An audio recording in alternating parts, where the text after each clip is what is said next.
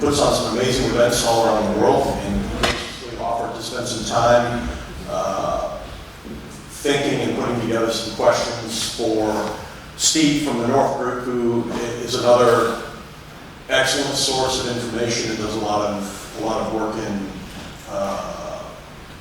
in counter-exploiting children and a lot of things like that. There also is a big thinker in terms of how should we think about data, how should we think about protected data, and a lot of conversations with both of these guys about that. So, gentlemen, if you'll kind of kick us in the afternoon and tell us what we should be thinking about from all of today. Very good. Well, thank you very much, Chuck, and thank you to the IPSB for inviting us. I am absolutely honoured to be here because obviously I don't have any of your experiences, but what I do have is enthusiasm to learn, and so today's topic blends a lot of the themes from today. We're talking modernization, we're talking a lot about the intelligence lifecycle, but why are we doing that? We're doing that hopefully because the word modernization is bandied around often, but what does it mean? And it matters because it determines where we send our resources, what we spend our money on. Is it something that HR just come up with and say, ooh, it would be nice to modernize, or is it something more serious? So for the subject of EP or CP modernization, I'm absolutely delighted to welcome Steve Hernandez, CEO of the North Group, to join me. And I really hope we can get into some very interesting sessions. So, obviously many people know you, Steve, but for those that don't, can you tell us a bit about your background and your story? Yeah, absolutely. So it's a pleasure to meet everybody here. What an awesome job. I want to say IPSB for everything you guys are putting on here.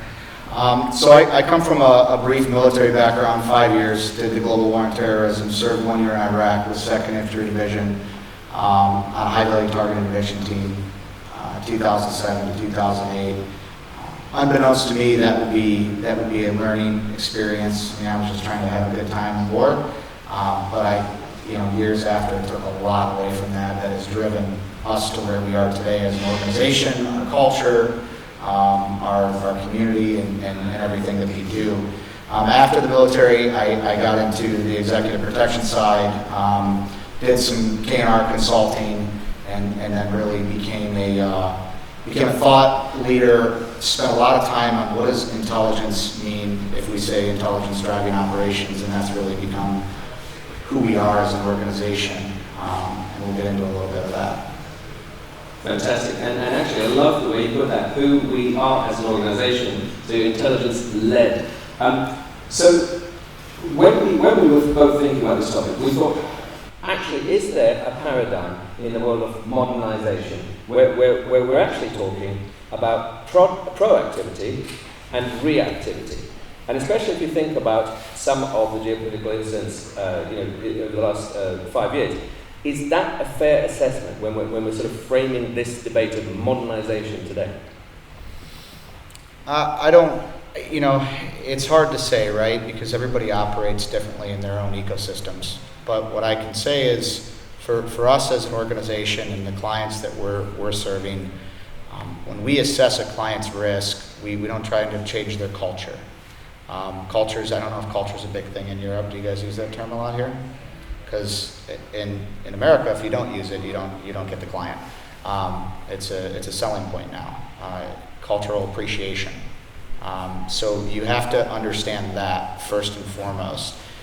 When we say modernization, I think of being able to bring somebody to the next level in their risk management, corporate security strategy.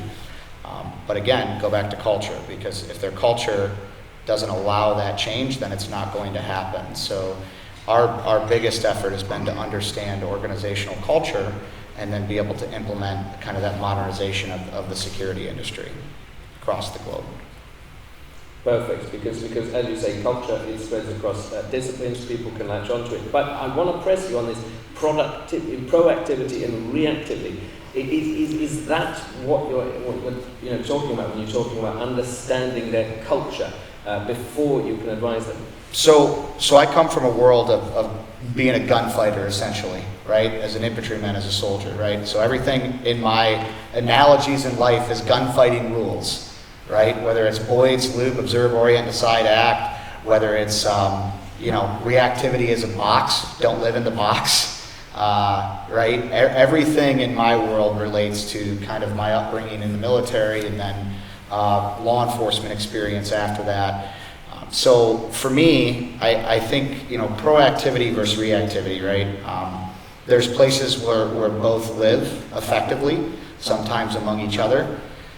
I think that right now we're living in a world where proactivity is going to save more lives than being reactive, but in the sense when chaos strikes, if you're a soldier, if you're an operator, if you're a tactician, being reactive is what saves lives as well. So I think it's a balance. When we say proactivity, what are we saying? And I think words mean things. In the frame of my mentor once said to me, he said, words mean things, don't say anything stupid because people are going to remember that versus all the smart stuff you said. So I hear this all the time, and I gotta preface with this. Proactivity is what are we doing left of bang. Reactivity is what we are doing right of bang. And when we talk about those two things, it's important to frame this in the sense of if we're an organization that's reacting to crisis, we need to evaluate why we have crisis, not how we're reacting.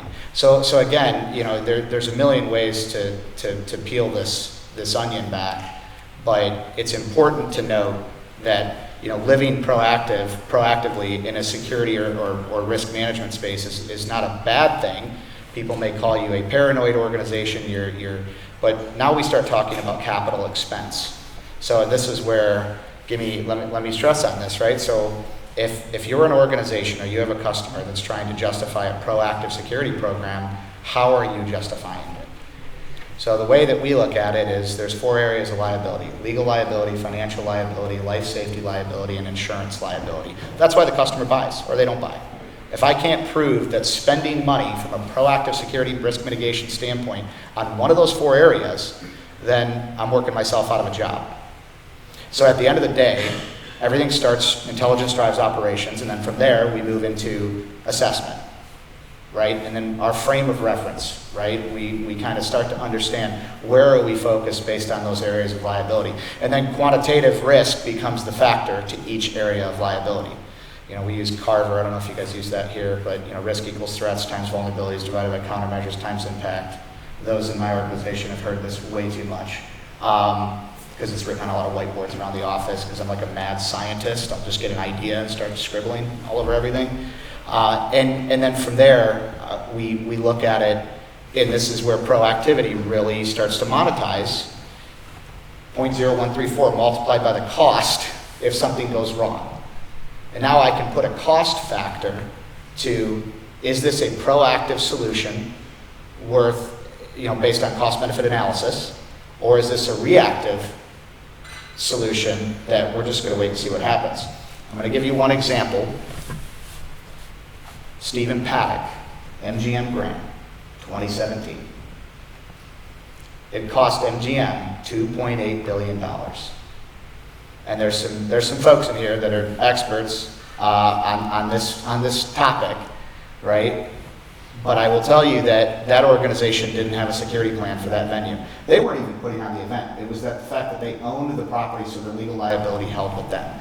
So when you assess post-incident risk and you do that analysis, how could you have saved that organization money? How can we save our organization? And that's the difference for me between proactive and reactive. Thank you. No, I think that really paints a very, very good picture, especially with the MGM example. But another example, we had a fantastic panel not so long ago about geopolitical risk. Do you think that modernization, because bear in mind, if you're going to invest your resources, as you said, proactively, it doesn't have the budgets of a massive multinational, right? So you've got to be very careful. But is it better to maybe talk about pivoting around world events as modernization, or do we risk jumping on the next bandwagon of social media hype? Do you see what I mean? Because it's a bit of a balance, isn't it? Yeah, I mean, I think we all live in a world of a little bit of pivoting at times and fluidity. I think it's important to note, though, we can't let our organizations, our staff, our people, our customers. I mean, this past couple weeks, I think, Mac, I called you. You were one of the first people I called We were having our 6-year-old's birthday party, and I'm getting blown up on Saturday, and I'm like, oh my gosh, the Middle East is on fire. Called Mac on Monday, and we talked about it for a bit, and started calling some other people. We were trying to get people out. We pivoted away from daily corporate operations and evacuated, 55 people in 72 hours, pro bono, right? We didn't make a dime, don't want to make a dime, don't care. I had a massive argument with our controller about it, because the amount of time that our GSOC was spending on it. And I'm like, listen, we're pivoting to react to this because it's the right thing to do from a humanitarian standpoint. I don't care about the money. I care about the people, the women, the children that need to get out. Same thing call from Gaza, right? I'm focused on client operations, and I'm dealing with stuff with paying customers, and I have somebody that calls me and says, I've got a client in Gaza, I don't know what to do, they can't wire any money, and I said, okay, we're going to figure out how to get them out. Let's get them to the Rafah border checkpoint, and let's move them out of there, right? Women and children, right? I mean, so at the end of the day, I think pivoting is important. That's kind of a real world example. The other thing I'll say about being able to be, pivoting is much better done when intelligence has been collected on second and third order effects. When you do that second and third, and I think you guys mentioned it earlier, right? Second and third order effect analysis, when we're looking at possible outcomes, what we would call scenarios or vectors or approaches, right? When we can analyze the data and say, I think this could be an issue, and this is what could happen geopolitically, this is what could happen economically. I think being able to pivot is a much more comfortable position to be in. So always knowing, always seeing, ABC, always be collecting, and then I feel much better in a pivot. But again, gunfight rules, right? And I'm just waiting for the next person to clack off. I mean, literally right now, that's the conversation happening nationally in American law enforcement. What is going to happen next? And it's happening nationally right now in the States. I mean, I'm on a couple different chats with the feds and state and local authorities, and everyone's like, what's next? And we've had a couple hate crimes that have occurred that law enforcement is not broadcasting. I think here they're being broadcasted. We just had one in Detroit. Detroit won't come out and say anything. So now the security world is having a hard time because what's normal is not really normal. Like when we aren't understanding the information or the intelligence that we're receiving as organizational leaders, then we aren't able to pivot effectively. And so it sounds to me like pivoting effectively is a modern skill, I don't know, but a desired skill, absolutely. So, when people are pushing the story of modernization, and they are saying you need to spend your dollars in this way or that way, it does matter, doesn't it? But then we have to separate what has always been the truth in EPCP and what is new. So, in terms of what's new, this geopolitical environment that we were just alluding to, what has that done to the protector skill set? And I would like to maybe include the last 3 years in that, because when we did the online forums throughout 2020 to 2022, we talked a lot about corporate security becoming the department of everything. And I don't know if EP was the department of everything, but corporate security certainly ended up with many, many roles that they may wish they could give back at some stage. So what has the geopolitical environment done to the protector skill set? It's hard because I think it's different across the board, and I think it depends on background, pedigree, experience. I think there's a lot of folks that don't understand. Well, first off, there's a lot of protectors that have never been punched in the mouth. And to me, you shouldn't be able to protect somebody if you don't know what it's like to actually get punched in the mouth, because how are you actually going to protect somebody? That's just my own professional opinion. I think that, another phrase, and I heard Brian say it, but I hear it all the time, it's better to be a warrior in a garden than a gardener in a war. I think we've lost our edge as protectors. I think we've gotten lazy. I mean, everybody remembers 9/11, the number of terrorist incidences that you guys had here. Let's not even discuss the ones that got interdicted or stopped or prevented. I think we've gotten soft. Everybody understands the hard times create, soft, weak men, quote. I think that's where we're at. I think we're in a very unique place where the protector, the bar bouncer thinks that he's a close protection officer, and people want to go, at least in the States, do more high-speed training to become close protection officers or executive protection than they want to understand their soft skill capabilities. So this is a hard skill versus soft skill conversation a little bit, but a lot of our protective details are based on workplace violence, right? Threats towards corporate leaders, threats towards private clients. So when we have a protective detail or large high-profile events, we're looking at the folks that we're bringing in. Do they have the mentality to analyze behaviors, patterns, people? That is more valuable to me than an individual who's can do 200 push-ups, right? I don't care.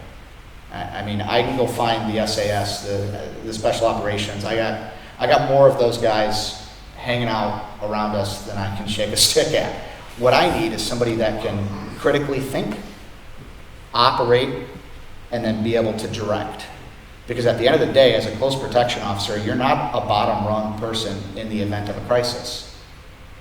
You just had an incident recently. We talked about it last time I saw you, where you had somebody attack you, basically.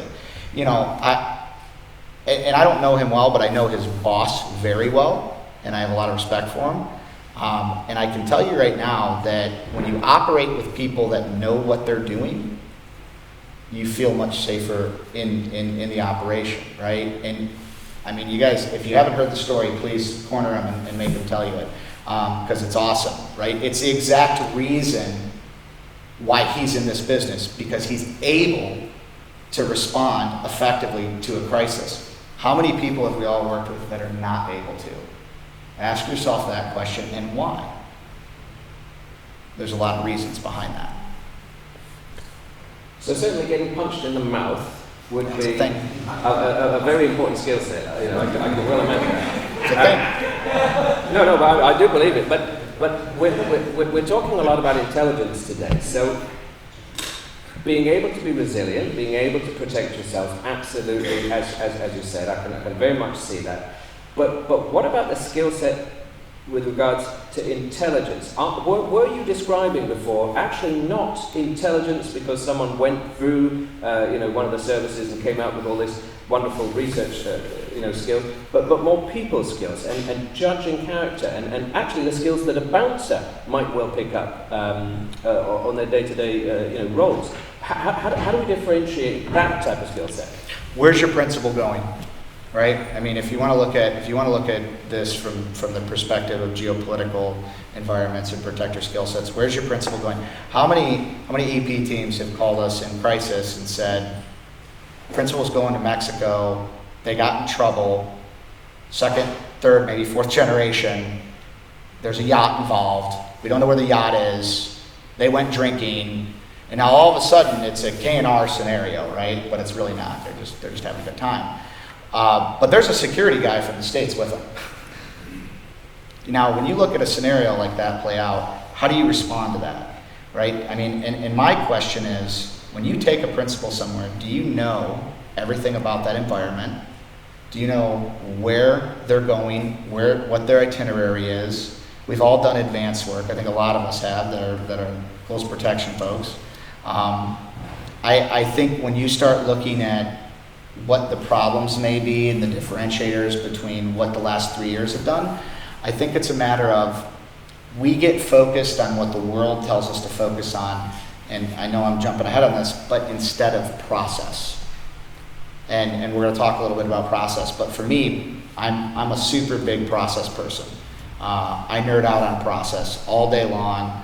That's why I got whiteboards everywhere, because I want to think of things that are going to solve the problem that I'm hearing. So I have to write it down, and I have to understand, and there's always a process for a problem. But you can't understand what you're dealing with until you analyze it. You can't understand how to mitigate risk where your principals or your clients are going or your corporate clients are operating if you don't analyze the data behind that area. And you don't have to have a GSOC to do this. This is another big misconception in our space. I don't have a SOC. You have Google. I've done more threat assessments on my iPhone than I have my computer because I've been on the move. I'm just literally, and I'm sending it to somebody in the office going, hey, figure this out, figure this out, figure this out. But at the end of the day, when we collect on things that are threat-based, we have to collect on it from the standpoint of how does it affect our clients' operating? How does it affect their profitability? How does it affect their life safety? Right? What does it do to their corporate culture if something goes wrong? Because we also have brand risk management side of the conversation. We've got so it might not be life safety threats, but so there's a multitude of different things, and I don't think the protector understands this across the board.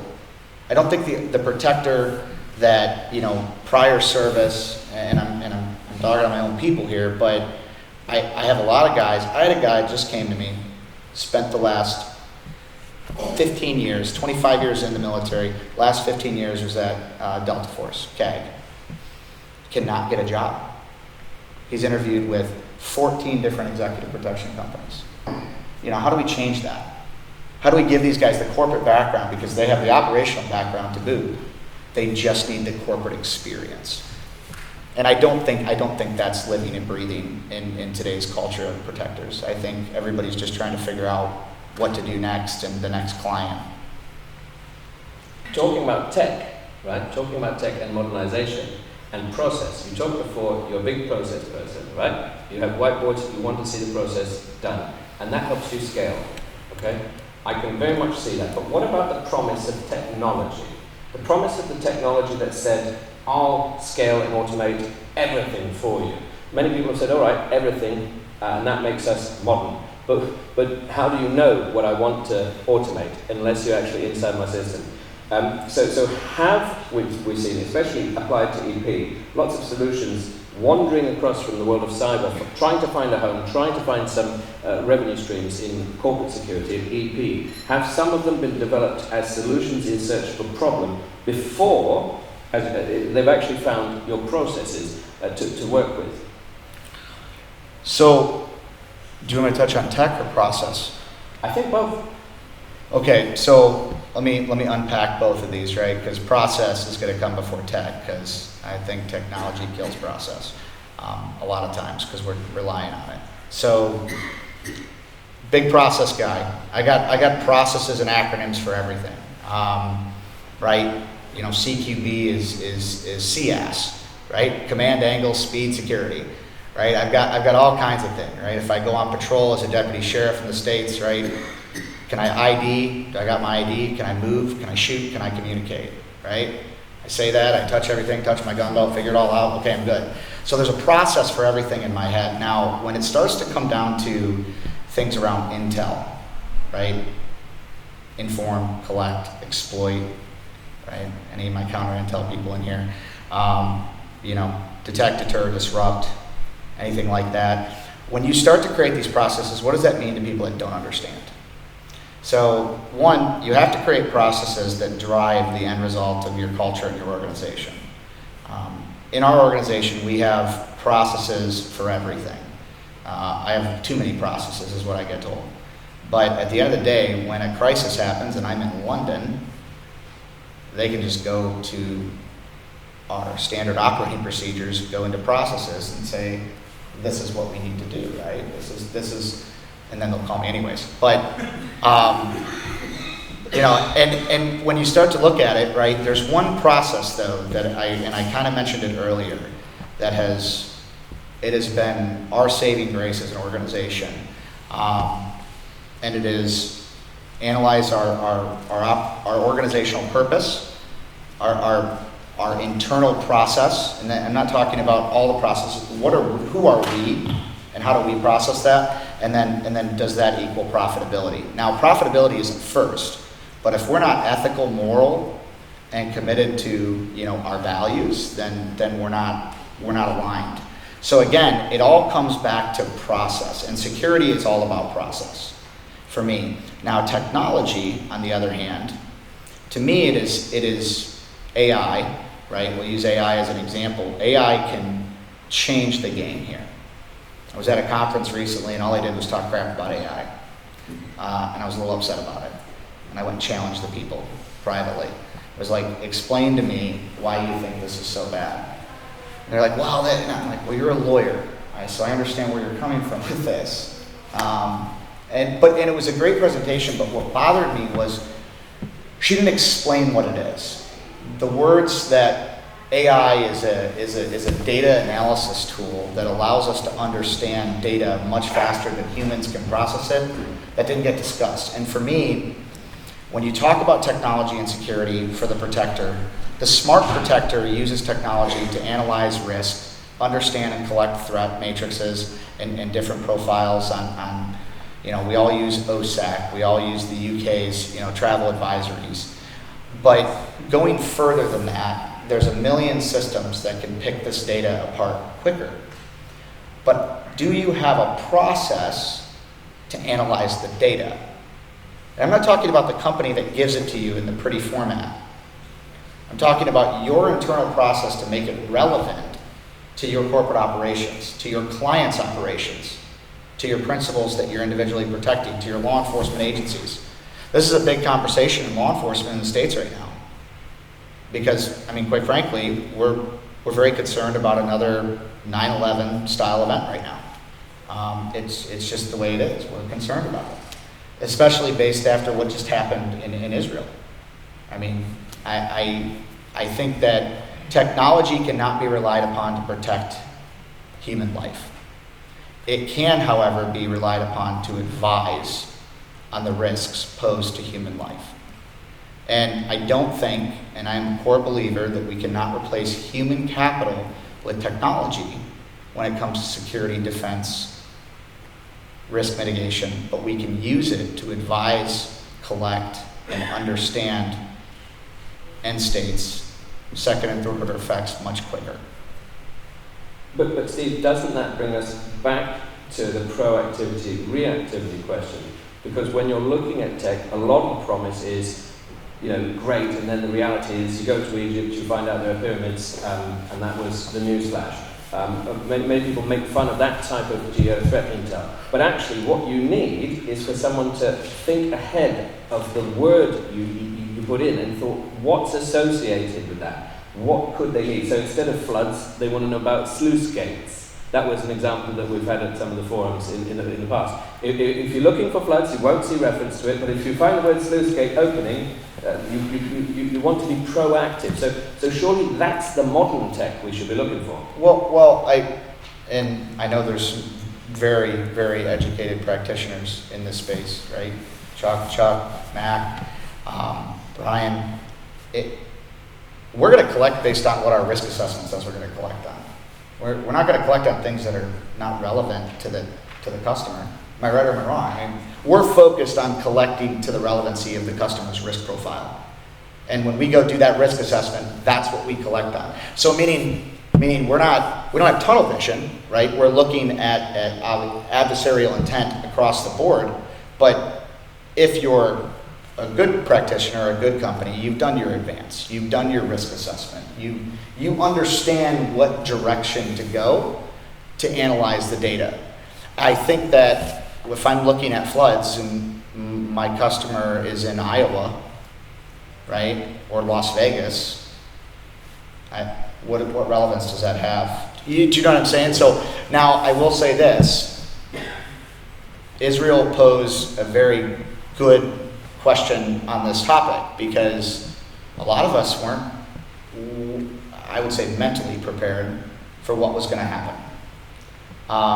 It caught a lot of us by surprise, and nothing actually pisses me off more than to hear, well, it's been going on for years. It makes me irate actually, because I don't think people understand the totality of chaos and death that happened, and that just infuriates me, right? That it's chalked up as it's been happening for years. I've had some major blowout conversations with some people in the last couple of weeks on that effect, because that's not a response to me. We missed something.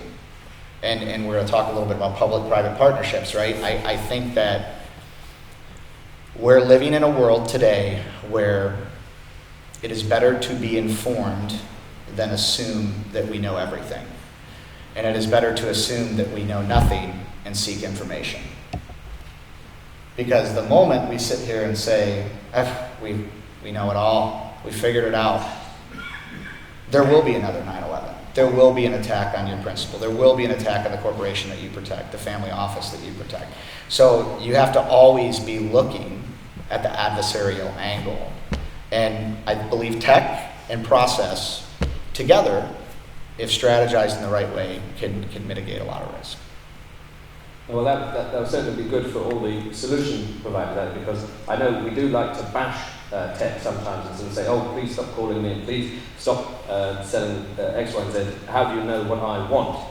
But Are you referring to like the LinkedIn ads that I get 17 times a day? Yeah. Because I do want to hunt some of those people down, I'm not going to lie.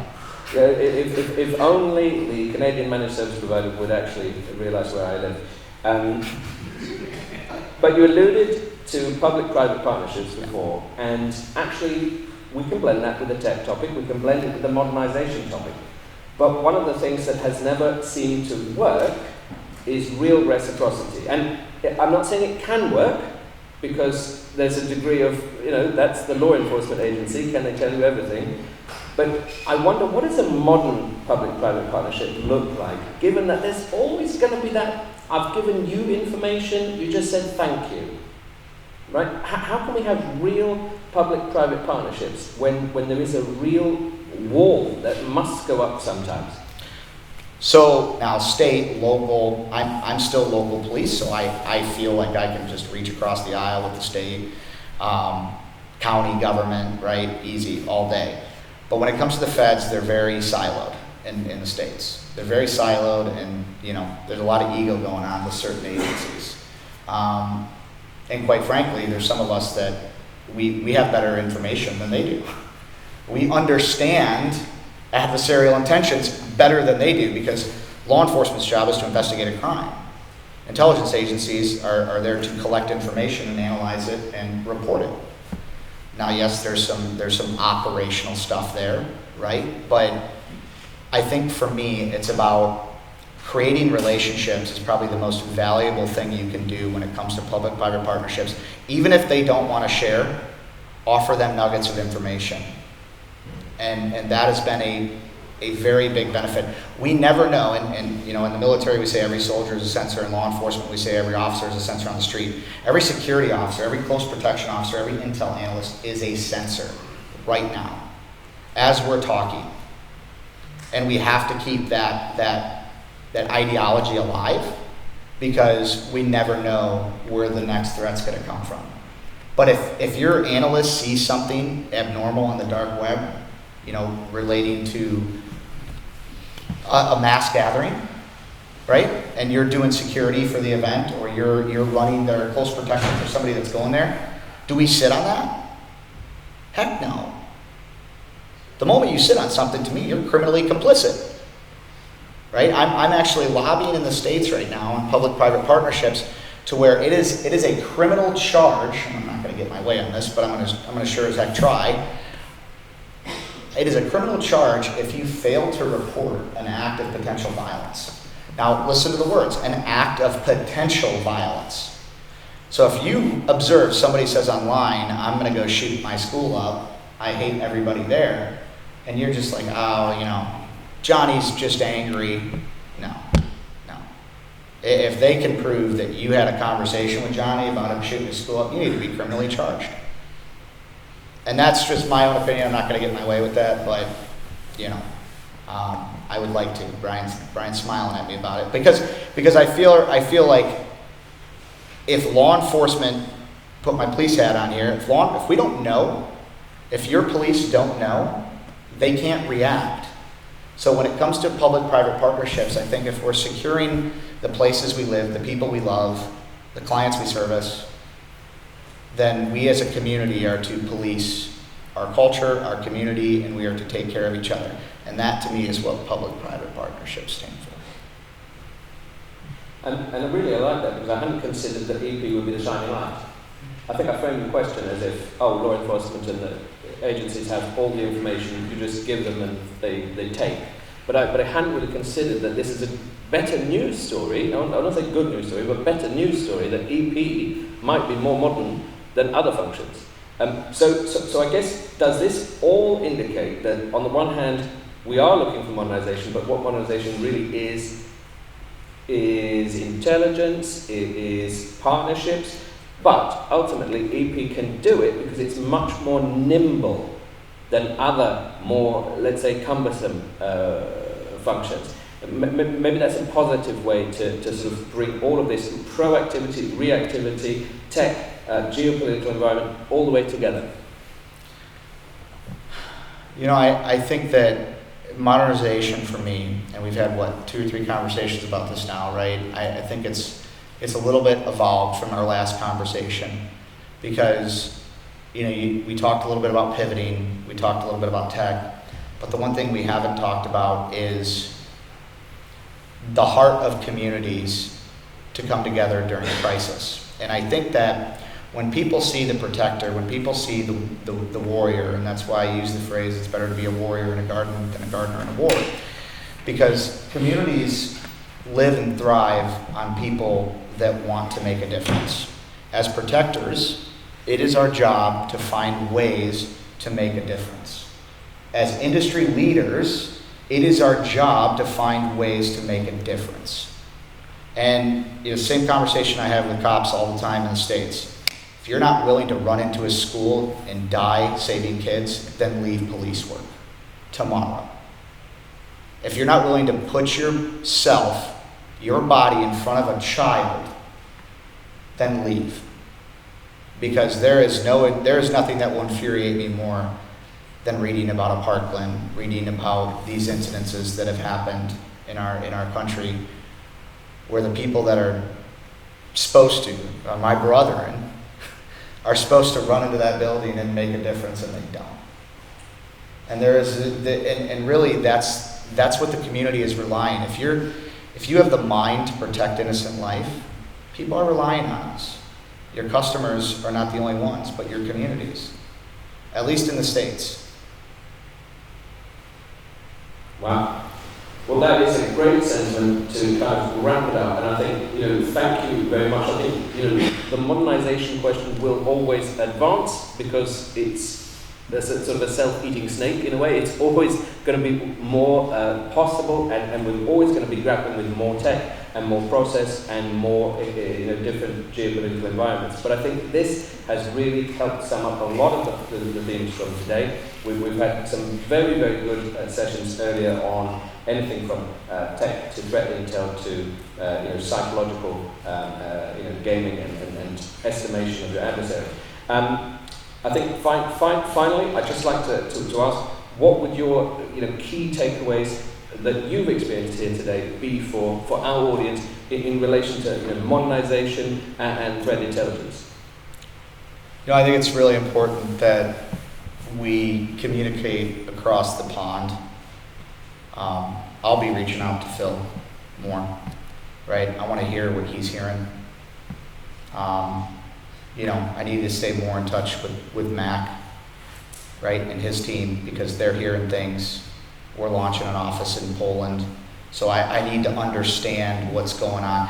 I think that it isn't always about money, and I think those of us that understand that from kind of the owner, executive, operator standpoint, it isn't all about money. It's about relationships. The money will come, right, in this business. If you're good at what you do, you'll make money, because there's more than enough risk out there to share. But I think it's reaching across the pond and continuously doing it. Do not lose touch on that. Don't just go to a conference. I mean, I have a standing call with a couple friends in this room once a month where we just talk. We just touch base. We just see what's going on in each other's worlds. That is extremely valuable when chaos strikes. That's my big takeaway, is I'm going to do better at that. Fantastic. I might set up some standing calls myself. I think this is really good news. Steve, thanks for being such a great panelist today. Let's give you a big round of applause.